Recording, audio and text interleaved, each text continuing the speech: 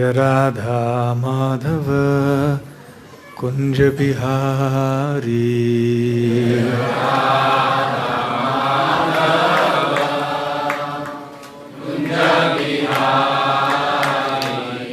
जय राधा माधव कुंज बिहारी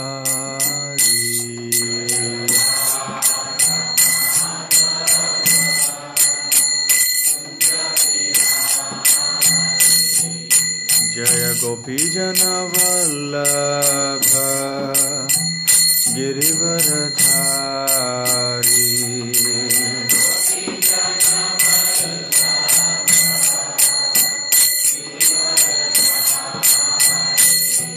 जय गोपी जन वल्लभ गिरिवरधारी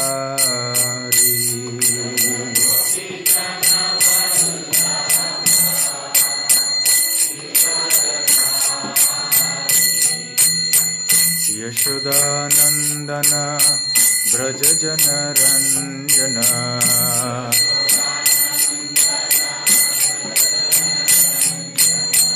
यशोदानंदन ब्रज जन रंजन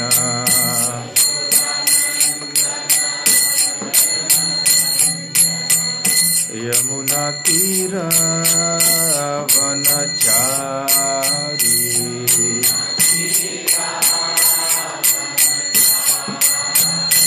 यमुना तीर वनचारी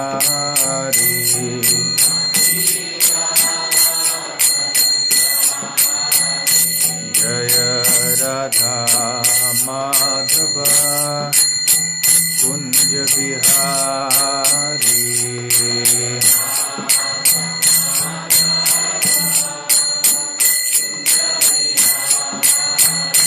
जय राधा माधव कुंज बिहारी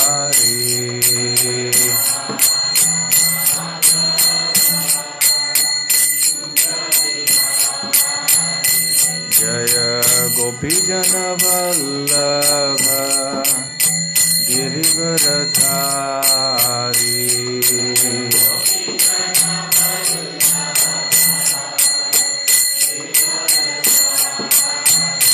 जय गोपी जन वल्लभ गिरिवरधारी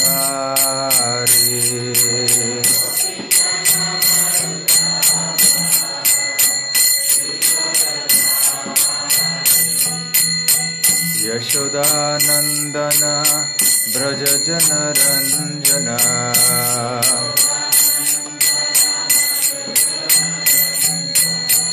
यशोदानंदन ब्रज जन रंजन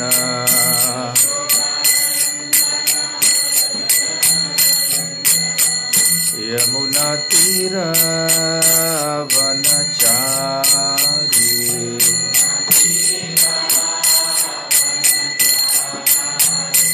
यमुना तीर वनचारी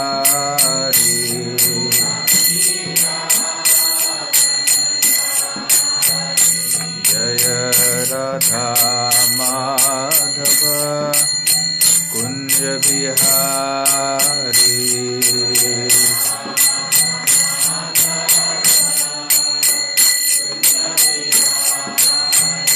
जय राधा माधव कुंज बिहारी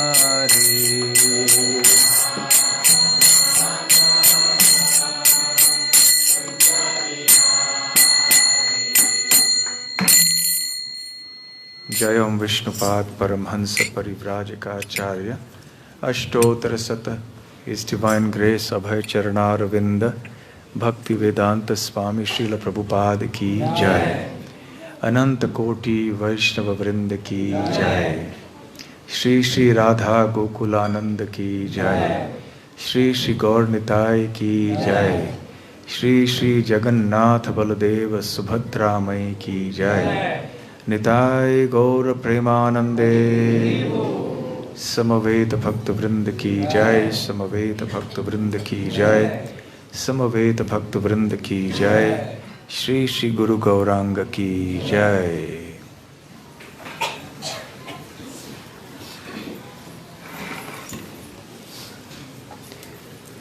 ओम नमो भगवते वासुदेवाय। ओम नमो भगवते वासुदेवाय। ओम नमो भगवते वासुदेवाय।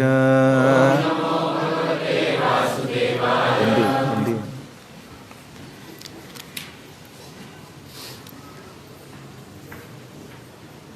श्रीमद् भगवद गीता 12वां अध्याय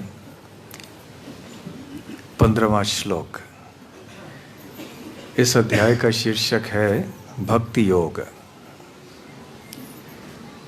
यस्मात् न उद्विजते लोकः लोकात् न उद्विजते च यः हर्ष अमर्ष भय उद्वेगैः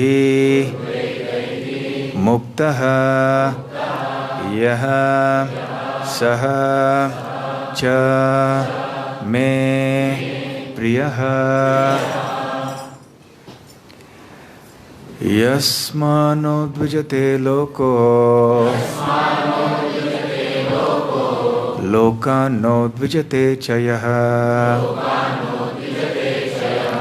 हर्षामर्षभयोद्वेगैर्मुक्तो यः स च मे प्रियः। यस्मान्नोद्विजते लोको नोद्विजते लोकान्नोद्विजते च यः हर्षामर्षभयोद्वेगैर्मुक्तो यः स च मे प्रियः। यस्मान्नोद्विजते लोको लोकान्नोद्विजते च यः हर्षामर्षभयोद्वेगैर्मुक्तो यः स च मे प्रियः।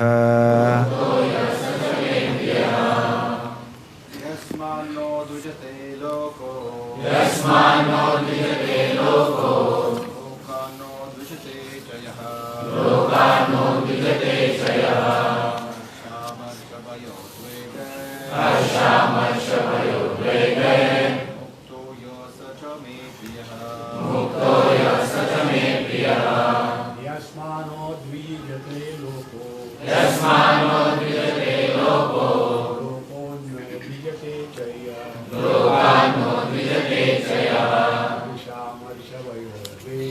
हर्षामर्षभयोद्वेगैर्मुक्तो यः च मे प्रियः। यस्मान्नोद्विजते लोको लोकान्नोद्विजते च यः हर्षामर्षभयोद्वेगैर्मुक्तो यः स च मे प्रियः। माता जी। यस्मान्नोद्विजते लोको लोकान्नोद्विजते च यः हर्षामर्षभयोद्वेगैर्मुक्तो यः स च मे प्रियः।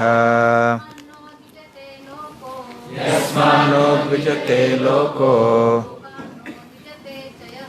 लोकान्नोद्विजते च यः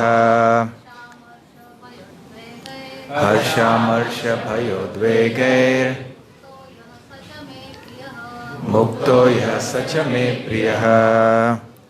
यस्मात् जिससे न कभी नहीं उद्विजते उद्विग्न होते हैं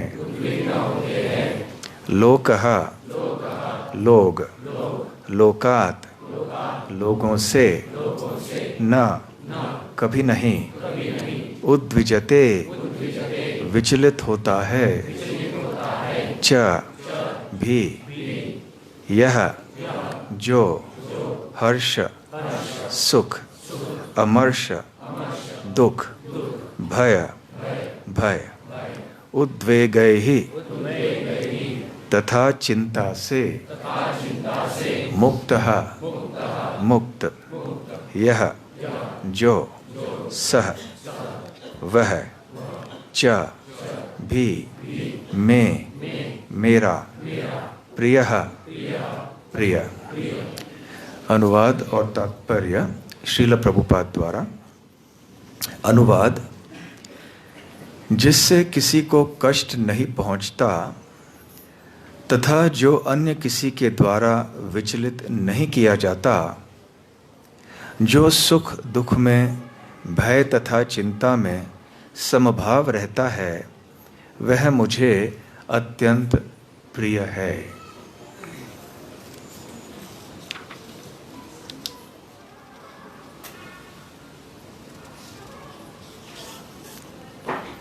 तात्पर्य: इस श्लोक में भक्त के कुछ अन्य गुणों का वर्णन हुआ है। ऐसे भक्त द्वारा कोई व्यक्ति कष्ट, चिंता, भय या असंतोष को प्राप्त नहीं होता, क्योंकि भक्त सबों पर दयालु होता है। अतएव वह ऐसा कार्य नहीं करता जिससे किसी को चिंता हो। साथ ही यदि अन्य लोग भक्त को चिंता में डालना चाहते हैं तो वह विचलित नहीं होता। यह भगवत कृपा ही है कि वह किसी बाह्य उपद्रव से क्षुब्ध नहीं होता। वास्तव में सदैव कृष्ण भावनामृत में लीन रहने तथा भक्ति में रत रहने के कारण ही ऐसे भौतिक उपद्रव भक्त को विचलित नहीं कर पाते। सामान्य रूप से विषयी व्यक्ति अपने शरीर तथा इंद्रिय तृप्ति के लिए किसी वस्तु को पाकर अत्यंत प्रसन्न होता है, लेकिन जब वह देखता है कि अन्यों के पास इंद्रिय तृप्ति के लिए ऐसी वस्तु है जो उसके पास नहीं है, तो वह दुख तथा ईर्ष्या से पूर्ण हो जाता है। जब वह अपने शत्रु से बदले की शंका करता है तो वह भयभीत रहता है, और जब वह कुछ भी करने में सफल नहीं होता तो निराश हो जाता है। ऐसा भक्त जो इन समस्त उपद्रवों से परे होता है, कृष्ण को अत्यंत प्रिय है। ओम अज्ञानतिमिरान्धस्य ज्ञानाञ्जनशलाकया चक्षुरोन्मीलितं येन तस्मै श्रीगुरवे नमः। श्रीचैतन्यमनोभीष्टं स्थापितं येन भूतले स्वयं रूप कदा मह्यं ददाति स्वपदान्तिकं। वन्देऽहं श्रीगुरोः श्रीयुतपदकमलं श्रीगुरून् वैष्णवांश्च श्रीरूपं साग्रजातं सहगणरघुनाथान्वितं तं सजीवं साद्वैतं सावधूतं परिजनसहितं कृष्णचैतन्यदेवं श्रीराधाकृष्णपादां सहगणललिता श्रीविशाखान्वितांश्च। नमो ॐ विष्णुपादाय कृष्णप्रेष्ठाय भूतले श्रीमते भक्तिवेदान्तस्वामिन्निति नामिने। नमस्ते सारस्वते देवे गौरवाणी प्रचारिणे निर्विशेष शून्यवादी पाश्चात्यदेशतारिणे। वाञ्छाकल्पतरुभ्यश्च कृपा सिन्धुभ्य एव च पतितानां पावनेभ्यो वैष्णवेभ्यो नमो नमः। जय श्री कृष्ण चैतन्य प्रभु नित्यानंद श्री अद्वैत गदाधर शिवासादि गौर भक्त वृंद। हरे कृष्णा कृष्ण कृष्ण हरे हरे, हरे राम राम राम हरे हरे। हरे कृष्णा। भगवान श्री कृष्ण भगवद गीता के 12वें अध्याय में, जिसका शीर्षक है भक्ति योग, ये बतला रहे हैं कि भक्त वो होता है जिनके गुणों को देखकर भगवान प्रसन्न होते हैं। भगवान को कौन सी चीज प्रिय है, भगवान किन चीजों को देखकर प्रसन्न होते हैं, ये सब भक्तों के लिए विचार करने योग्य विषय हैं। क्योंकि भक्त वो होता है जो भगवान को प्रसन्न करना चाहता है। यदि सार देखा जाए तो यही है, भगवान को अहेतुकी रूप से, बिना कोई स्वार्थ के, बिना कोई मतलब के, जो केवल प्रेम के कारण भगवान को प्रसन्न करना चाहते हैं, वो सच्चे भक्त होते हैं। तो ऐसी भावना जब भगवान भक्त के हृदय में देखते हैं तो बहुत प्रसन्न हो जाते हैं। भले उस भक्त के हृदय में ज़्यादा ज्ञान नहीं हो, ज़्यादा वो कोई पंडित ना हो, या वो इतनी क्षमता उसमें नहीं है कि भौतिक दृष्टि से वो बहुत कुछ अद्भुत कार्य कर दिखाए दुनिया के सामने, परंतु भगवान हृदय को देखते हैं। और मुख्य जो लक्षण भक्त के अंदर दिखने चाहिए, उनका वर्णन या उल्लेख यहाँ पर भगवान कृष्ण कर रहे हैं। भगवान किसी भौतिक चीज से प्रभावित नहीं होते हैं। ऐसे नहीं है कि हमारे धन से, हमारे शारीरिक सौंदर्य से, हमारी बुद्धि से या हमारे किसी योग्यता से भगवान बहुत ही आकर्षित होते हैं। ऐसा नहीं होता है। भगवान श्री कृष्ण हमारे गुणों को देखते हैं, हमारे अंदर कौन से गुण हैं, लक्षण कौन से हैं। तो इन लक्षणों को जब हम पढ़ते हैं तब समझ में आता है कि भक्त बनना आसान नहीं है। वैसे एक दृष्टि से देखा जाए तो आसान है, परंतु और गहराई में जाके जब देखते हैं और हम पक्के भक्त बनना चाहते हैं, उस समय समझ में आता है कि अरे इतना आसान नहीं है। कोई भी विषय लीजिए, जैसे कोई डॉक्टरी पढ़ना चाहता है, शुरुआत में सोचते हैं, पहले पहले जब ज्ञान मिल जाता है सोचते हैं अरे हमें सब पता हो गया, अभी बहुत कुछ जान लिया, अभी हम डॉक्टर हो गए। शुरुआत ही है बस। लेकिन जैसे किताबों में और अंदर चले जाते हैं तब पता चलता है अरे वाह, ये तो बहुत विस्तार में है, इतना है, यहाँ कैसे सीखेंगे, कैसे याद रखेंगे। हाँ? तो एक नौसुखिया विद्यार्थी जब गुरुकुल में भी प्रवेश करता है, बहुत ही जल्दी यहाँ वहाँ कुछ थोड़ी चीज़ें यहाँ वहाँ सीख लेता है, उसे सोचने लगता है कि मैं बहुत बड़ा विद्वान हो गया। फिर आगे जाके गहराई में जब पढ़ाई करने लगता है तब उसे पता चलता है कि अरे ये तो इतना आसान नहीं है जितना हमने सोचा था। या कोई खेल खेलने की अभिलाषा से जाता है, सोचता है कि मैं इसमें बहुत आगे बढ़ूंगा। शुरुआत में खेल तो बहुत आसान लगता है, फिर बाद में जब अंदर जाते हैं और बहुत सारे अच्छे लोग दिखाई देते हैं जो खेल खेलते हैं, तब पता चलता है इतना आसान नहीं है। उसी तरह से एक साधारण दृष्टि से भक्त बनना बहुत आसान है। क्या करना है? मंदिर में आना है, भगवान के भक्तों के साथ में बैठना है और सुनना है। चलो कभी कभी सो भी जाएंगे तो चलो चल जाता है, लेकिन आते हैं, थोड़ा कुछ सुनते हैं, फिर प्रसाद लेते हैं, दर्शन करते हैं, थोड़ा बहुत जप कर लेते हैं। भक्त है। थोड़ा बहुत भगवान में श्रद्धा होती है तो हम भक्त हो गए।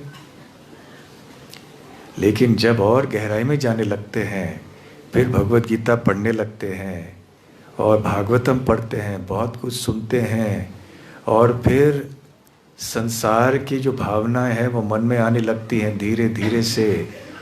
फिर दूसरों में हम दुर्गुण देखने लगते हैं या दूसरों के दोष देखने लगते हैं, भले वो हों या ना हो उनमें, लेकिन हमें दिखाई पड़ते हैं। धीरे धीरे धीरे से हमारे अनर्थ भी जो अभी तक पूरी तरह से मिटे नहीं हैं वो उभर आते हैं ऊपर। और फिर पता चलता है कि अरे इतना आसान नहीं है। फिर कभी कभी उत्साह कम होता है, कभी उत्साह अच्छा होता है, कभी हम निराश हो जाते हैं, कभी ऊब जाते हैं, कभी भौतिक चीज़ों के प्रति आकर्षित हो जाते हैं, भक्ति को भूल जाते हैं। इस तरह से उतार चढ़ाव होते रहते हैं। और समझ में आता है भक्त होना इतना आसान नहीं है। परंतु हमें जानना चाहिए कि भगवान की परिभाषा क्या है भक्त के संदर्भ में। भक्त कौन होता है? तो इस अध्याय में भगवान ने इसका वर्णन करना शुरू किया है। पहले भी अन्य अध्यायों में भगवान ने कहा है भक्त के गुणों के बारे में, लेकिन यहाँ विशेष करके इसके पहले के जो 2 श्लोक हैं 13वें और 14 में ऐसे कई गुणों का उल्लेख किया है। अद्वेष्टा सर्वभूतानां मैत्रः करुण एव च निर्ममो निरहंकारः समदुःख सुख क्षमी। कि भक्त, सच्चा भक्त वो होता है, और वो अंत में कहते हैं मद भक्तः सच में प्रियः। तो ये जो मेरे भक्त होते हैं जिनके ऐसे गुण होते हैं, ऐसे भक्त मेरे लिए बहुत प्रिय होते हैं। तो कौन भगवान के प्रिय होते हैं? जिनके अंदर ऐसे गुण होते हैं। कैसे गुण?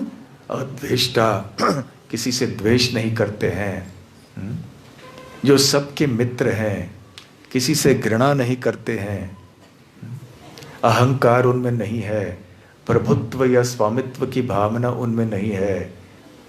सम दुख सुख क्षमी, दुख में और सुख में समभाव रहते हैं। ये बहुत मुश्किल है। और ये एक चीज़ हम देखेंगे, सम दुख सुख क्षमी, ये कई बार भगवत गीता में भगवान श्री कृष्ण कहते हैं। जब भगवान ऐसे गुणों का उल्लेख करते हैं, कई बार दोहराते भी हैं कई गुणों को, उनमें से ये एक है सम दुख सुख क्षमी। क्योंकि ये बहुत मुश्किल है। जब कोई अनुकूल परिस्थितियां होती हैं भौतिक जीवन में, हमें बहुत सुख मिलता है, बहुत आनंद मिलता है, और जब कोई प्रतिकूल परिस्थिति होती है तब बहुत दुख होता है। तो समभाव रखना इतना आसान नहीं है। आध्यात्मिक ज्ञान प्राप्त करने के बाद भी, जब तब थोड़ा बहुत करने के बाद भी, हम देखते हैं कि हमारा मन हमको बहुत हैरान करता है। और आज के श्लोक में 15वें श्लोक में भगवान कहते हैं यस्मान्नोद्विजते लोको, जिनके जो उद्विजते मतलब उत्तेजित करना या उद्विग्न होते हैं।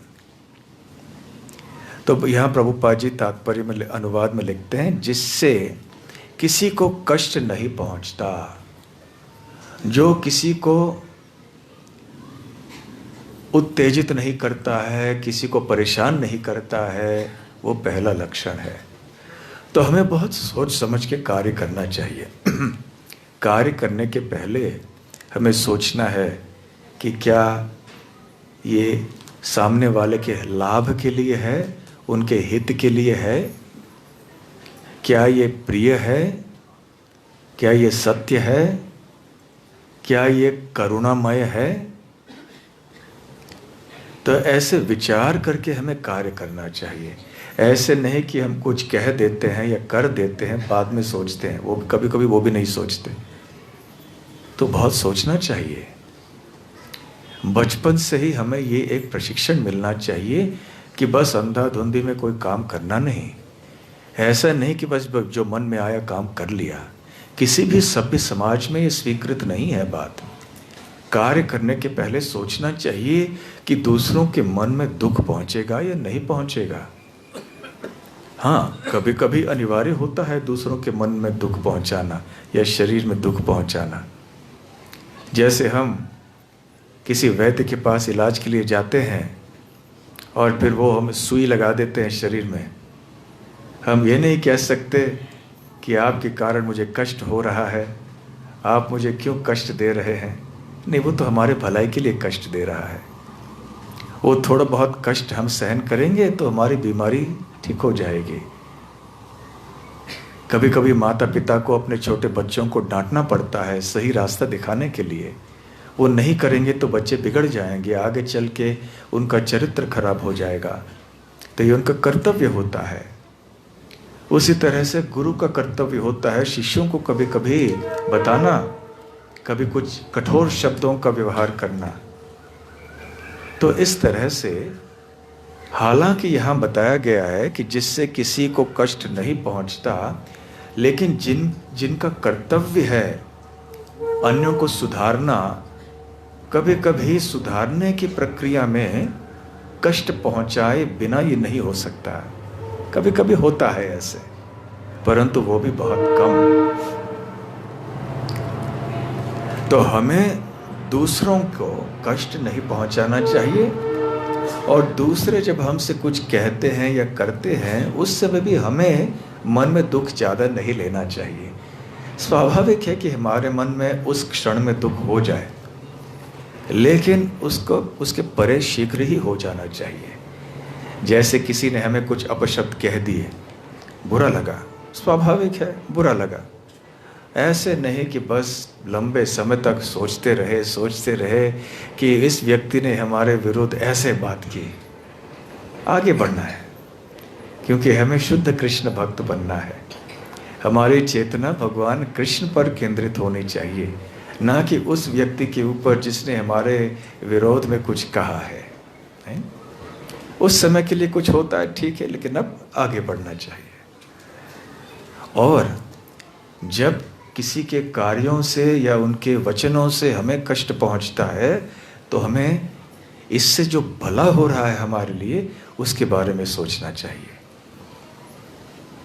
एक छोटी कहानी याद आ रही है कि एक साधु थे, वो गंगा के तट पे बैठ के भगवान का नाम जप कर रहे थे। और ऐसे एक व्यक्ति थे जो वो भी वहाँ गंगा में आया करते थे, और इस साधु को देखकर उनके मन में बड़ा द्वेष होता था, बार बार उस साधु की निंदा करते थे। तब एक बार कुछ ऐसे बात हो गई, क्योंकि ये साधु की प्रतिष्ठा बहुत बढ़ रही थी और इस व्यक्ति को इतनी ईर्ष्या हो गई। तो खैर उसने जाके थूक दिया उस साधु के शरीर के ऊपर। तो साधु ने कुछ किया नहीं, वो अपनी माला वगैरह रख दी और गंगा में स्नान करके आ गए वापस। बिल्कुल एक शब्द भी उस व्यक्ति से कहा नहीं। फिर दूसरी बार इसने ऐसे किया, फिर से वो साधु आराम से उठे, स्नान करके आ गए। ऐसे 2 बार, 3 बार, 4 बार, 10 बार, लगभग 100 बार हो गया ऐसे। और जब भी वो व्यक्ति ऐसे करते तो वो साधु चुपचाप से उठ के गंगा में जाके स्नान करके फिर से आके बैठ के जप करना शुरू करते। मन विचलित नहीं होता उनका। हमारे ऊपर कैसी कोई ऐसे करे तो 10 दिन जप का नाम नहीं लेंगे, माला कहाँ है वो भी भूल जाएंगे। उसने ऐसे कैसे किया मेरे साथ में, हाँ, कैसे मैं इसका बदला लूँगा, ये सब विचारों से मन भर जाएगा। लेकिन ये भक्त शांत रहे। जब ये थूक कर थक गए यो व्यक्ति, ईर्ष्यालु व्यक्ति, उसने पूछा गुस्सा क्यों नहीं आ रहा है तुमको? तो साधु ने जवाब दिया, अरे गुस्सा क्यों आएगा मुझे, बल्कि मुझे तो आपको धन्यवाद देना चाहिए। धन्यवाद देना चाहिए क्यों? अरे क्योंकि आपकी वजह से मुझे 100 बार गंगा में स्नान करने का अवसर मिला है। देखो कितना फायदा हुआ मुझे। आपने ऐसा नहीं किया होता तो केवल एक बार स्नान कर लिया होता, या दिन में जो 2-3 बार साधारण से हम करते हैं वही किया होता। अब आपकी वजह से 100 बार मैंने स्नान किया। हर चीज में कोई भला भी होता है। ये सोचकर हमें किसी दूसरों को कष्ट नहीं पहुंचाना चाहिए कि चलो वो भी ये सोचे कि इसमें भी कोई भलाई है। नहीं, हमें दूसरों को कष्ट नहीं पहुंचाना चाहिए, परंतु अन्यों की वजह से जब हमें कष्ट होता है तो हमें इसके अंदर जो भलाई है वो देखना चाहिए कि कि हमारे हित के लिए क्या होता है वो देखना चाहिए। और कई बार ऐसे होता है कि स्वयं भगवान ही आके रक्षा करते हैं, तरह तरह से रक्षा करते हैं। कभी भगवान सोचते हैं कि इस व्यक्ति के भलाई के लिए ये अपमान या ये शारीरिक कष्ट आवश्यक है, तो भगवान हमारी रक्षा करते हैं इन चीज़ों को होने की अनुमति देकर। होने दो, कष्ट हो रहा है ना, होने दो, क्योंकि इससे भलाई है इसकी। जैसे डॉक्टर कभी कभी सुई घुसा देते हैं शरीर में, होना चाहिए। ऐसा नहीं कि डॉक्टर को खुशी हो रही है मरीज को ऐसे दर्द की अवस्था में देखकर, परंतु डॉक्टर को पता है इसको सहन, इस कष्ट को सहन किए बिना ये व्यक्ति ठीक नहीं होगा। तो भगवान उसी तरह से परम वैद्य हैं, हृदय का वैद्य है। तो वो जानते हैं कि हमारे लिए अच्छा क्या है और बुरा क्या है। तो यहाँ कृष्ण कहते हैं यस्मान्नोद्विजते लोको लोकान्नोद्विजते च यः। तो हम दूसरों को कष्ट नहीं पहुंचाते हैं, दूसरे जब हमको कष्ट देते हैं हम उससे विचलित नहीं होते हैं। आगे हर्षामर्ष भयोद्वेगैर मुक्तो यह सच में प्रिय। प्रभुपाद जी कहते हैं जो सुख दुख में तथा चिंता और भय में समभाव रहता है वह मुझे अत्यंत प्रिय है। हर एक के जीवन में चिंता है, भय है, सुख है, दुख है। कौन ऐसे कह सकता है कि हमारे जीवन में ऐसा नहीं है? कभी बाहर के लोगों से आएगा, कभी भक्तों से भी आ सकता है ये सुख दुख, कभी परिवार के सदस्यों से भी आता है, सब जगह से आएगा ये। तो इस श्लोक का अभ्यास करने के लिए हमें ज़्यादा देर रुकने की आवश्यकता नहीं होगी। शीघ्र ही हमारे जीवन में ऐसे सब चीज़ें आते रहेंगी। कभी कभी भक्त भी ऐसे अन्यों को कष्ट देने का कारण बन जाता है, तो ये भी हमें संभल के रहना चाहिए।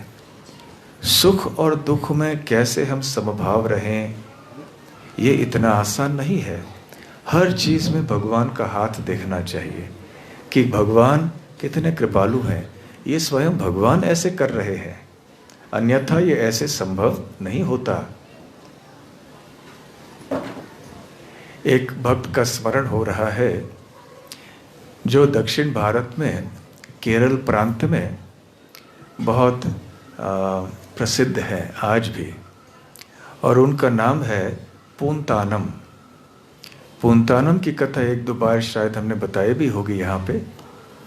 पूंतानम वैसे एक ब्राह्मण कुल के भक्त थे, परंतु इतने शिक्षित नहीं थे, तो संस्कृत का ज्ञान उनको नहीं था। परंतु उनके भक्ति के बल के फल पर उन्होंने बहुत अच्छी रचनाएं की, भगवान की स्तुति की। तो उन्होंने एक ग्रंथ की रचना की जिसका नाम है ज्ञानापानम। तो ज्ञान की धारा है, ज्ञान के जो रत्न हैं, और उसमें भगवान की भक्ति का खूब उन्होंने वर्णन किया है। सुंदर ग्रंथ है। तो उस समय उनके एक समकालीन एक और भक्त थे जिनका नाम था मेलपतुर नारायण भट्टथिरी, जिन्होंने एक बहुत प्रसिद्ध ग्रंथ की रचना की है जिसका नाम है नारायणीयम। ये श्रीमद् भागवत ही है परंतु संक्षिप्त रूप में। तो मेलपतुर नारायण भट्टथिरी ने ये सारांश में भागवत लिखा जिसका नाम है नारायणीयम। वो बहुत बड़े विद्वान थे, लेकिन शुरुआत के समय में उनके हृदय में थोड़ा एक ऐसे घमंड तो नहीं कह सकते हैं, परंतु एक ऐसे भाव मन में था कि जो लोग संस्कृत नहीं जानते हैं वो क्या जाने कि भगवान की स्तुति कैसे की जाती है। तो जब नम्रता पूर्वक पूंतानम उनके पास आए कि मैंने ये ग्रंथ लिखा है, ये मलयालम भाषा में है, संस्कृत में नहीं है, तो कृपया इसको पढ़िए और बताइए कि क्या इसमें दोष हैं। तो मेलपतुर ने कहा, ये सब मैं नहीं देखता, संस्कृत में हो तो मैं पढ़ूंगा, ये साधारण भाषा में ये सब चीज़ें मैं नहीं देखूंगा। तो उन्होंने सोचा कि उनके लिए ये उनके स्थान का युक्त नहीं है, मतलब उपयुक्त नहीं है उनके लिए। केवल संस्कृत में कोई बड़ा, कोई विद्वत्तापूर्ण कोई ग्रंथ लिखे तब वो सोचेंगे कि चलो इसका संपादन करें। तो उन्होंने अपमानित नहीं हुए वो पूंतानम, उन्होंने कहा ठीक है। लेकिन उधर स्वयं भगवान गुरुवायूरप्पन कहते हैं केरल में उनको, भगवान कृष्ण हैं। कभी एक दिन हो सकता है वहाँ भी यात्रा में जाएं। पिछले साल जब यात्रा की बात कर रहे थे तो दो स्थान हमारे सामने थे कि आंध्र प्रदेश, जहाँ चैतन्य महाप्रभु ने भ्रमण किया था, कूर्म क्षेत्र, सिंहाचलम इत्यादि, और दूसरा था केरला, गुरुवायूर और अनंत पद्मनाभ स्वामी इत्यादि। फिर अंततः आंध्र प्रदेश का विचार हुआ। हो सकता है कोई किसी साल वहाँ जाएं। वहाँ राजा कुलशेखर का स्थान है, वहाँ पे अनंत पद्मनाभ स्वामी विराजमान है, चैतन्य महाप्रभु भी वहाँ पे गए थे। तो खैर गुरुवायूरप्पन जो हैं ये बहुत प्रसिद्ध भगवान कृष्ण के विग्रह हैं, मंदिर है ये केरल प्रांत में। तो उन्होंने ही मेलपतुर के कोई रचनाओं में भूल निकाली। एक लड़का आया, छोटा सा लड़का, जो गुरुवायूरप्पन अपने लड़के के रूप में आया, और जब मेलपतुर ने अपने 10 श्लोकों को सुनाया, 10 श्लोकों में गलतियां उन्होंने सुनाई। और तब उनको पता चला कि वास्तव में ये स्वयं भगवान हैं और मुझे कुछ सबक सिखा रहे हैं। तब उन्होंने नम्रता से जाके फिर ज्ञानापान को पढ़ा और उससे बहुत प्रभावित हुए। लेकिन उन्होंने देखा कि इसमें एक भी गलती नहीं है। क्यों? क्योंकि जब उन्होंने इनकार किया था उस ग्रंथ को पढ़ने से, स्वयं भगवान गुरुवायूरप्पन ने उसको पढ़ा था, और जो भी कुछ ठीक करना था वो भगवान ने स्वयं कर लिया था। भाषा में, व्याकरण में, कुछ भी ऐसे शब्दों में कुछ था, भगवान ने कर लिया था। इसलिए जब मेलपतुर के हाथ में आया तो सब ठीक ठाक रहा। तो इसलिए हम देखते हैं कि ऐसे अपमानित नहीं हुए, विचलित नहीं हुए पूंतानम। कई ऐसे कहानियां हैं। जब एक बार पूंतानम विष्णु सहस्त्र नाम का उच्चारण कर रहे थे,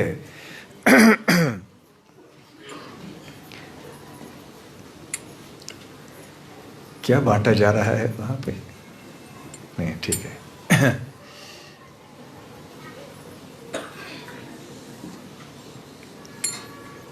बैठ जाइए आप पीछे। तो जब विष्णु सहस्त्र नाम का उच्चारण वो कर रहे थे तो उन्होंने वो इस पंक्ति पर आए, अप्रमेयो ऋषिकेशः पद्मनाभो मरप्रभु। तो अप्रमेय मतलब जिनको हमारे साधारण भौतिक इंद्रियों से जाना नहीं जा सकता, जो हमारी इंद्रियों के पहुंच के बाहर हैं, परे हैं। अप्रमेयः ऋषिकेशः अर्थात जो हमारे इंद्रियों के स्वामी हैं। पद्मनाभः जिनके नाभि से एक पद्म पुष्प उत्पन्न होता है जिसमें सारा ब्रह्मांड स्थित होता है। और फिर अमर प्रभु, अमर अर्थात देवतागण। तो देवताओं को कभी कभी अमर भी कहते हैं, हालांकि वास्तव में वो अमर नहीं है। जो भी भौतिक जगत में रहते हैं कोई भी अमर नहीं है, ये मर्त्य लोक है। मर्त्य लोक में सभी लोगों की मृत्यु निश्चित है, परंतु पृथ्वी लोक के निवासियों की तुलना में स्वर्ग लोक के निवासियों की जीवन की अवधि इतनी लंबी है कि हमारे दृष्टि से वो प्राय अमर ही हैं। उनके जीवन की अवधि लाखों लाखों साल है। हमारे पृथ्वी लोक की गणना से इतनी लंबी आयु उनकी है। तो इसलिए उनको अमर कहते हैं।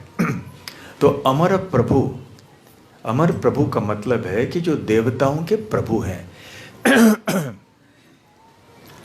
तो जैसे पूंतानन ने उच्चारण किया मर प्रभु, तो मेलपतुर वहाँ थे तो जोर से हंसने लगे। अरे आपको ये भी नहीं पता कि भगवान कृष्ण मर प्रभु नहीं है, वो अमर प्रभु है। आपने तो बिल्कुल उल्टा कर दिया। तो मरे हुए लोगों के क्या वो स्वामी हैं?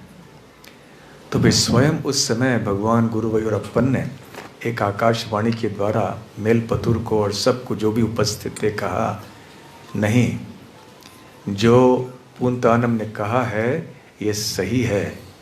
वास्तव में मैं मर प्रभु भी हूँ, क्योंकि मैं वृक्षों का, मर मतलब वृक्ष भी है, मैं वृक्षों का भी स्वामी हूँ। जितने भी औषधियाँ हैं, वनस्पति हैं, मैं भी उनका स्वामी हूँ। इसलिए जो पूंतानम ने कहा वो सही है। तो यद्यपि पूंतानम ने बुरा नहीं माना, वो अपमानित नहीं हुए, परंतु भगवान ने अपने भक्त का अपमान नहीं सहा। उन्होंने आके ऐसे वचन दिया कि हाँ ये जो कहा है सही है।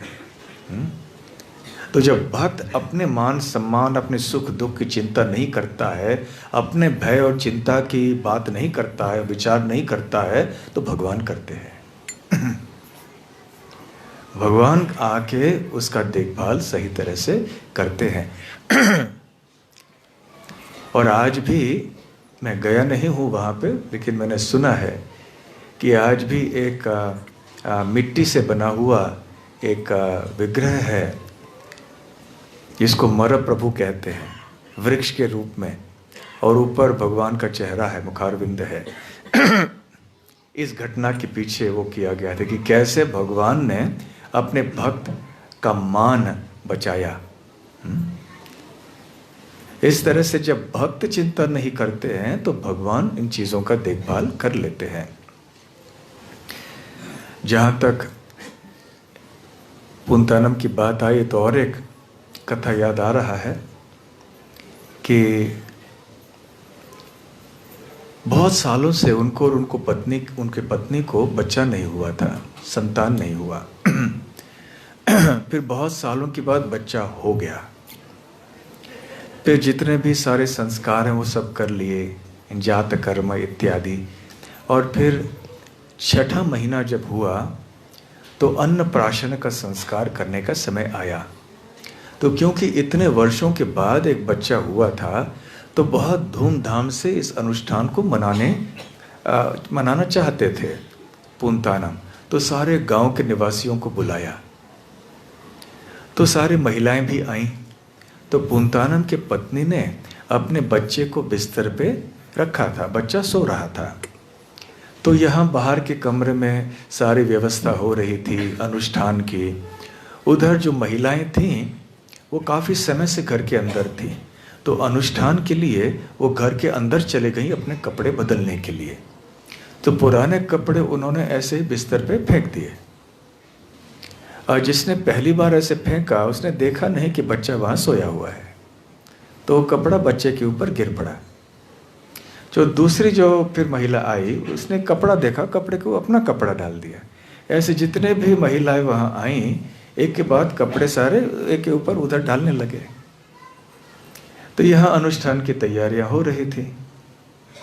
तो अभी बच्चे को सामने लाना है क्योंकि अन्नप्राशन का समय है। सब लोग बच्चे को ढूंढने लगे, बच्चे कहाँ है। तो पूंतानम की पत्नी अंदर गई, देखा कि अरे ये सारे कपड़े बिस्तर के ऊपर पड़े हैं, तो क्या हो गया। तो सारे कपड़े जल्दी से डर डर के कपड़े उतारे और नीचे बच्चा था। बच्चा सांस नहीं ले पाया था, इसलिए बच्चे ने प्राण त्याग दिया था। अब ये सबके सामने घर में हो गया। तो इतने दुखी हो गए उस समय पूंतानम और उनकी पत्नी की, इसका वर्णन करना मुश्किल है। तो हम समझ सकते हैं कि उस समय वहाँ उस घर में क्या बीता होगा। जिन महिलाओं के कारण ये सब हो गया उनके मन में क्या बीता होगा। जानबूझ के तो नहीं किया, गलती से ऐसे हो गया और बच्चे की मृत्यु हो गई। तो अनेकों के जीवन में घटनाएं इस तरह की दुख की हो सकती हैं। तो दुख होता है क्योंकि हम इंसान हैं, मनुष्य हैं, तो होगा। परंतु दुख का सामना हम कैसे करते हैं भक्त होने के नाते, ये महत्वपूर्ण बात है। चिंता, भय, सुख, दुख सब आएगा हमारे जीवन में। सुख में भी कैसे सामना करते हैं दुख, हम जीवन में दुख का भी सामना कैसे करते हैं, मान का कैसे सामना करते हैं, अपमान का कैसे करते हैं। तो पूर्णतः क्योंकि भगवान के भक्त थे, उन्होंने भगवान कृष्ण के चरण कमलों का तीव्र आश्रय ग्रहण किया। इतनी तीव्रता से आश्रित हुए भगवान के चरण कमलों में कि बाद में जाके उन्होंने मलयालम में एक कविता लिखी। हमें मलयालम तो नहीं आती भाषा, तो उन्होंने एक पंक्ति उसमें ऐसे लिखी थी कि जब बाल कृष्ण, जब कृष्ण बच्चे के रूप में मेरे हृदय में उपस्थित हैं, तो और किसी बच्चे की क्या आवश्यकता है। तो उन्होंने अपना सारा जो ध्यान है वो भगवान कृष्ण के ऊपर डाल दिया। इसलिए फिर उनके जीवन में जो भी दुख था अपने बच्चे के देहांत के बारे में, फिर वो मिट गया। तो यही असली चीज़ है। सुख दुख ऐसा नहीं है कि जब हम भक्त हैं तो जीवन में दुख नहीं आएंगे, सुख भी आएंगे, दुख भी आएंगे। परंतु यदि हम कृष्ण भावना भावित रहे, यही एकमात्र रास्ता है समभाव रहने का। अन्यथा हम इतने विचलित हो जाएंगे कि हमारे मानसिक संतुलन को खो बैठेंगे, फिर हमारी साधना भी करना भूल देंगे, भगवान में श्रद्धा हम खो बैठेंगे। ये भी अच्छा नहीं है। भगवान को भी हम दोष नहीं दे सकते। पूर्णतानम ने ऐसे दोष नहीं दिया भगवान को कि आपने ऐसे क्यों किया। आगे चल के उन्होंने एक और रचना ग्रंथ लिखा, संतान गोपालम। पान मतलब वो एक छंद है। तो संतान गोपालम आज भी दक्षिण भारत में कई बार केरल वगैरह में ऐसे वो विधि वगैरह करते हैं। तो संतान गोपालम से हम ये जान सकते हैं कि जिनको जीवन में कभी कभी कोई कष्ट है, गृहस्थ आश्रम में होके बच्चे नहीं होते हैं, कोई बात नहीं, नहीं हुआ नहीं हुआ, अभी क्या कर सकते हैं, भाग्य में जो है सो है। बस भगवान कृष्ण को ही अपना सब कुछ मान लीजिए, भगवान कृष्ण को ही अपना बच्चा मान लीजिए। और इतना निश्चित है कि ये बच्चा बड़े होकर भी आपको कोई धोखा नहीं देगा। साधारण दुनिया के बच्चे हैं, बड़े होकर जो है बहुत कष्ट देंगे। राजा चित्रकेतु की कथा आप जानते हैं ना। तो राजा चित्रकेतु और उनके बहुत सारे पत्नियां थीं, कई सालों तक उनके कोई बच्चे नहीं हुए। तो इतने चिंतित हो गए थे राजा चित्रकेतु कि क्या किया जाए। बहुत से उपाय उन्होंने ढूंढ निकाले थे, लेकिन कोई काम की नहीं थे। तो एक बार उनके महल में अंगिरा ऋषि आए। तो अंगिरा ऋषि ने उनके ऊपर कृपा की और कहा कि ठीक है, इतना ही आप चाहते हो तो ये मैंने पायस दिया है, इस पायस को अपनी पत्नी को खिलाओ और फिर आपकी पत्नी जो है, ये वरिष्ठ जो रानी है, वो गर्भवती हो जाएंगी। तो फिर ऐसे हुआ और वास्तव में वो गर्भवती हो गई और एक बच्चे का जन्म भी हुआ। लेकिन जिस समय राजा अंगिरा ऋषि ने वो पायस दिया था, तो उन्होंने ये भी कहा, ये बच्चा आपके लिए हर्ष और शोक दोनों का कारण बनेगा। तो उस समय चित्रकेतु महाराज को ये स्वतंत्रता थी कि वो कहे कि नहीं मुनिवर, मैं अभी संतुष्ट हूँ, मुझे बच्चा नहीं चाहिए। जब भाग्य में नहीं लिखा है तो क्या करेंगे। परंतु जब ऐसे पायस मिला और अंगिरा ऋषि ने कहा कि ये बच्चा आपके लिए हर्ष और शोक दोनों का कारण बनेगा, तो अपने मन ही मन में राजा ने सोचा, अरे ये तो सभी के साथ होता है, हर एक घर में बच्चे होते हैं, वो धीरे धीरे बड़े हो जाते हैं। शुरुआत में माता पिता की बात मानते हैं, बाद में बात नहीं मानते हैं, कभी ब्रह्मचारी भी हो जाते हैं, और कितने सी चीज़ें करते हैं बच्चे। कभी यहाँ वहाँ शादी कर देते हैं हमारे अप्रसन्न होने पर भी, कभी उल्टा कुछ जवाब दे देते हैं, कितना कुछ होता है। ये संसार की रीत है। लेकिन कम से कम बच्चा तो होगा, थोड़ा बहुत सुख तो मिलेगा हमें, आगे चल के होगा जो होगा। तो ऐसे सोचकर उन्होंने उस पायस को स्वीकार कर दिया। और जब बच्चे का जन्म हुआ तो दोनों रानी थी जिसका नाम था कृतद्युति, और राजा चित्रकेतु, कहाँ से आए, और राजा चित्रकेतु, उनको इतना आनंद आया, इतना आनंद आया कि इसकी कल्पना नहीं की जा सकती है। और राजा इतने आनंदित हुए थे कि देखिए, जब हम सुख को सहन नहीं कर सकते ना, सुख में जब हम समभाव नहीं रहते हैं, उससे आगे चल के किस तरह की समस्याएं हो सकती हैं। देखिए, केवल दुख में समभाव रहने की बात नहीं है, सुख में भी समभाव रहना कितना ज़रूरी है। तो राजा के चित्रकेतु को इतना आनंद आया था बच्चे के जन्म के कारण कि उन्होंने अपना सारा ध्यान केवल इस एक रानी के ऊपर दिया, रानी कृतद्युति। और अन्य जितने भी रानियां थी उनके लापरवाही की उनके प्रति, उनके साथ बैठते नहीं थे, बात नहीं करते थे, समय नहीं था, सारा समय इस एक रानी के साथ और इस बच्चे के साथ था। तो ये दूसरी रानियां थीं, इनको बहुत दुख होने लगा। अब वो भी दुख में समभाव नहीं थी, ये सुख में समभाव नहीं थे, वो दुख में समभाव नहीं थी। उनको सोच लेना चाहिए था कि ठीक है, हमारा भाग्य है ऐसे, अब क्या करें। लेकिन वो सहन नहीं कर सके इस दुख को, और उनके मन में ईर्ष्या बहुत होने लगी। ईर्ष्या इतनी हुई कि उन्होंने एक षड्यंत्र रचाया और उन्होंने इस बच्चे को विष पिला दिया। जबकि उस बच्चे की माँ और उसकी जो दासी थी वो बाहर गई थी, जो कोई नहीं था कमरे में। जब वो फिर से आ गई,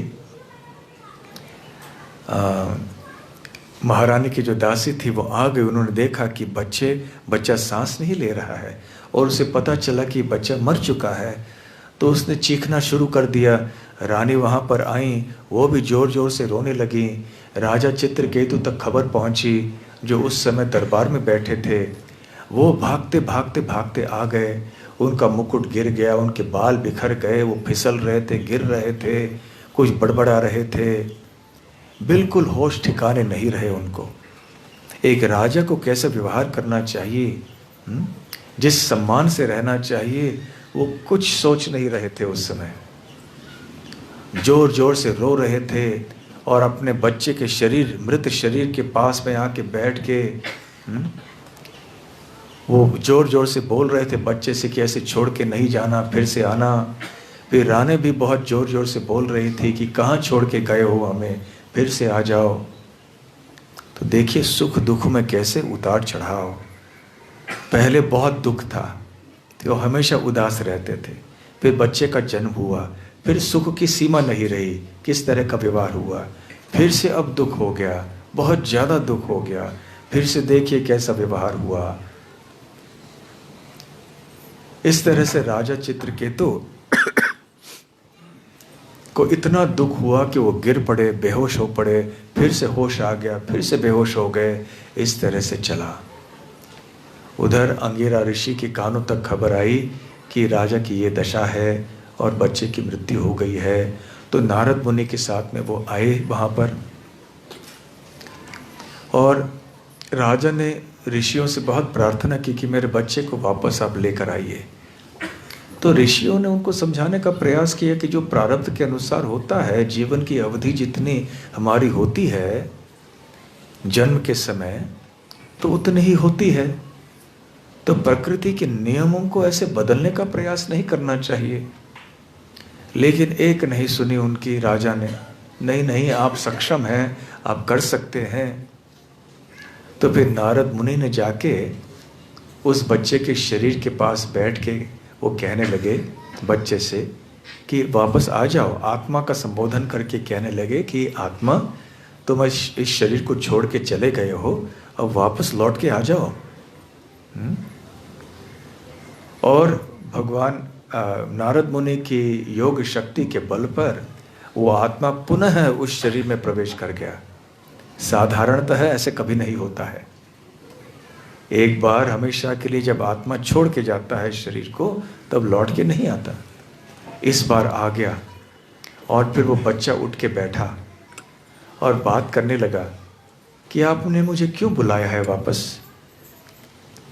नारद जी ने कहा, आपके माता पिता यहाँ हैं, आप उनको छोड़कर चले गए। तो कौन से माता पिता की बात करते हैं आप? मैं अभी जहाँ जन्म लेने के लिए जा रहा हूँ, वहाँ भी मेरे माता पिता मेरी प्रतीक्षा कर रहे हैं। और जब मैं ये राजा और रानी का पुत्र था, राजकुमार बना था, इस जन्म के पहले भी मेरे कोई माता पिता थे, उसके पहले जन्म में भी मेरे कोई माता पिता थे। ऐसे अनेक जन्मों से मेरे नाना कितने सारे माता पिता होते रहे हैं। तो मेरे सही माता पिता कौन है? इस तरह से ये आत्मज्ञान कहने लगा ये बच्चा। ये सब तो ऋषियों की योजना थी। तो ऐसे आत्मज्ञान सुनकर फिर महाराज चित्रकेतु और उनकी रानी कृतद्युति का मन थोड़ा शांत हो गया और फिर वो समझ पाए कि ये संसार कैसा है और कैसे उन्हें भगवान का आश्रय लेना चाहिए। फिर वो बच्चे ने अपना उपदेश दिया और फिर से आत्मा शरीर छोड़कर चली गई। और आगे चल के महाराज चित्रकेतु एक बहुत बड़े भक्त हुए भगवान के। तो जो दुख सुख होता है उससे हमें सीख लेना चाहिए और दुख को और सुख को दोनों का प्रयोग करना चाहिए भगवान की भक्ति में आगे बढ़ने के लिए। दुख और सुख का सामना, चिंता और भय का सामना भक्त इस तरह से करते हैं।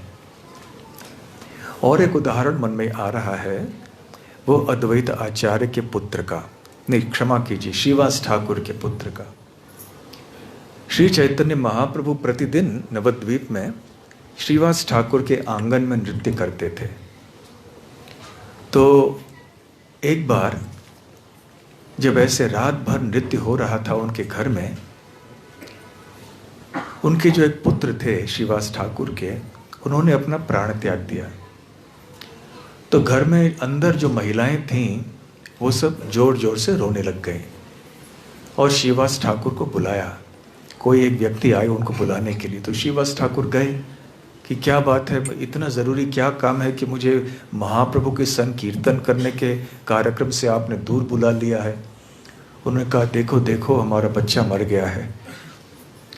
तो श्रीवास ठाकुर ने कहा, देखा, और फिर कहने लगे, अरे महाप्रभु के कीर्तन करते समय हमारे घर में हमारे बच्चे ने प्राण त्याग किया, तो इससे और शुभ देह त्याग क्या हो सकता है किसी के लिए। हम सब कितने सौभाग्यशाली हैं और ये बच्चा तो कितना और सौभाग्यशाली है। परंतु महिलाएं बात को नहीं मान सकी, बहुत जोर जोर से रो रही थी। तो श्रीवास ठाकुर ने उससे कहा कि ऐसे यदि और जोर से आवाज़ आएगा और महाप्रभु की कीर्तन खराब हो जाएगा तो अच्छा नहीं होगा। फिर श्रीवास ठाकुर फिर से कीर्तन में चले गए और उधर महाप्रभु थोड़ी देर कीर्तन करते रहे। और फिर बाद में उन्होंने पूछा, कीर्तन रोक लिया, नृत्य करना रोक लिया और कहा कि कहीं तो कुछ गड़बड़ है, मुझे कहीं दुख लग रहा है कि कोई ना कोई तो दुखी है यहाँ। क्या बात है श्रीवास, कोई ऐसी घटना हुई है क्या? दुखद कोई घटना हुई है? नहीं प्रभु, कोई घटना नहीं, आपके कीर्तन करते समय क्या दुख होगा, आनंद ही आनंद है। लेकिन फिर दूसरे भक्तों ने उनको बताया महाप्रभु को कि ऐसे ऐसे श्रीवास ठाकुर के पुत्र का देहांत हो गया। तो श्री चैतन्य महाप्रभु का हृदय पिघल गया, उनके आंखों से आंसू आ गए, वो रोने लग गए कि ऐसे श्रीवास ठाकुर जैसे भक्त को मैं कैसे त्याग सकता हूँ। अपने पुत्र के देह त्यागने के बाद भी वो हमारे कीर्तन के अनुष्ठान में वो कोई विघ्न नहीं लाना चाहते थे। इतनी श्रद्धा, इतना कृष्ण प्रेम। सारे भक्त लोग आश्चर्यचकित हो गए। फिर महाप्रभु अंदर गए, बच्चे के पास गए और बच्चे के शरीर के ऊपर अपने कर कमल रखे और उनको बुलाया, जागो, वापस उठो। और बच्चा जागृत हुआ और बच्चे ने ठीक उसी तरह से उपदेश दिया जैसे कि महाराज चित्रकेतु के पुत्र ने दिया था कि मुझे अभी आगे जाना है, अभी अगले मुझे माता पिता राह देख रहे हैं। तो महाप्रभु के होते हुए, महाप्रभु की कृपा प्राप्त करके श्रीवास ठाकुर का जो पुत्र है वो, उसे भले पुनर्जन्म कैसे होना था, लेकिन फिर भी वो ऐसे कह रहा था बच्चा। और इसके द्वारा महाप्रभु और श्रीवास ठाकुर सारे दुनिया को एक उपदेश देना चाह रहे थे।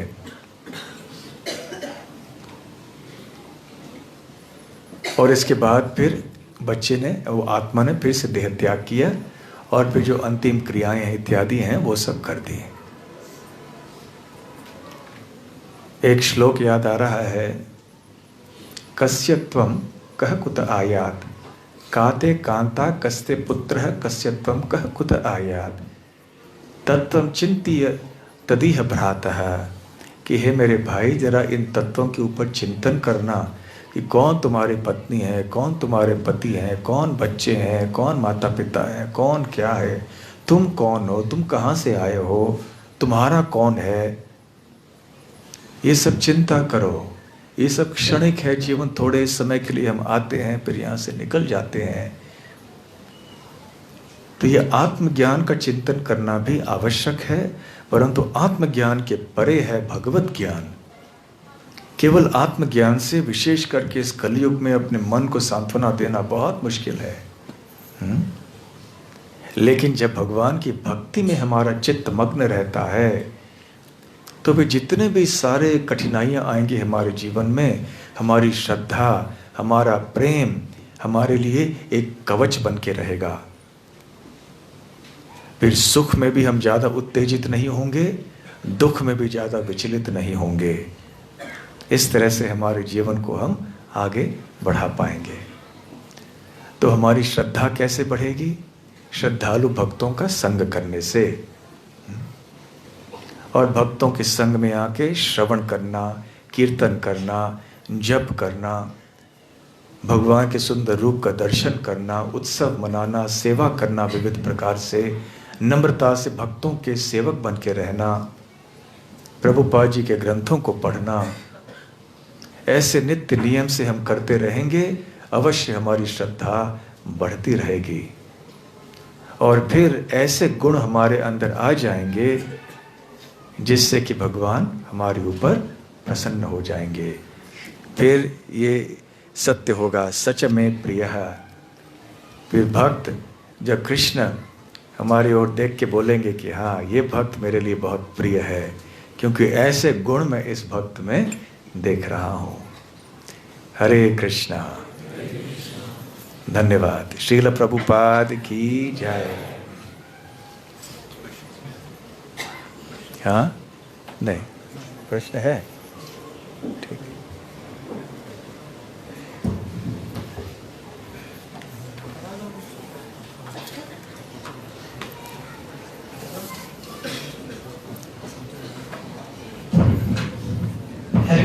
हरे कृष्णा। आज के प्रवचन में आपने भगवान और भक्तों की कथा बताई, उसमें पुंतानम और चित्रकेतु और लास्ट में श्रीवास ठाकुर। तो वो बच्चों को, भक्तों की और बच्चों की भी कहानी बताई, लेकिन इसमें दो बच्चों को भगवान फिर से आके एक जन्म, एक गया हुआ आत्मा पर फिर से लाते हैं।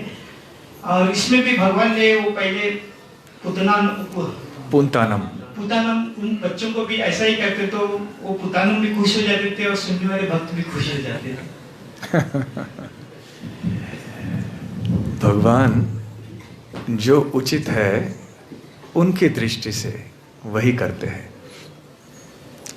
भगवान की बुद्धि, भगवान का ज्ञान, भगवान की दृष्टि, भगवान का उद्देश्य, भगवान का प्रेम, भगवान की कृपा, ये परिपूर्ण है। इसलिए भगवान जो भी कुछ करते हैं वो सबके भलाई के लिए ही करते हैं।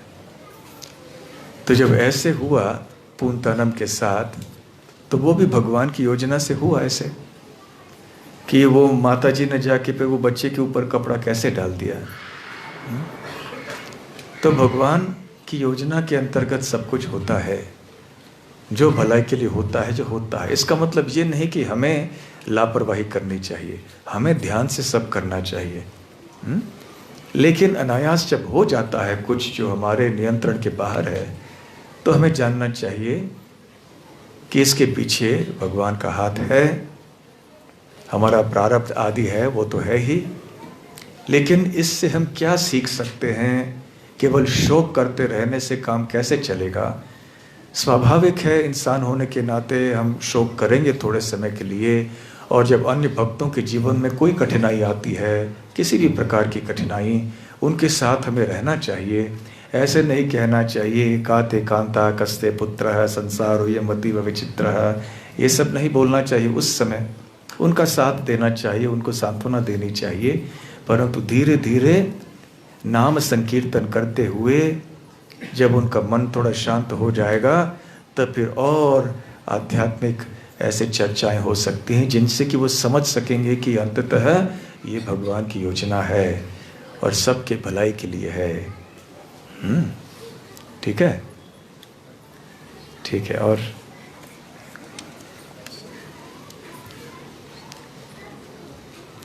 तीव्रता से भक्ति करने का क्या मतलब है? हम कैसे कर सकते हैं? तीव्रता से भक्ति करने का मतलब है कि जो भक्ति के लिए अनुकूल है उन चीज़ों को बड़े दृढ़ता पूर्वक स्वीकार करना, और जो भक्ति के लिए प्रतिकूल है, जो लाभदायक नहीं है, उन चीज़ों को दृढ़ता पूर्वक त्यागना। बस ये है तीव्रता की भक्ति। जितने दृढ़ता से हम अनुकूल चीज़ों को स्वीकार करेंगे और प्रतिकूल चीज़ों को त्याग करेंगे, उतनी ही तीव्रता से हमारी भक्ति होगी। ठीक है। हरे कृष्णा। श्रील प्रभुपाद की जय।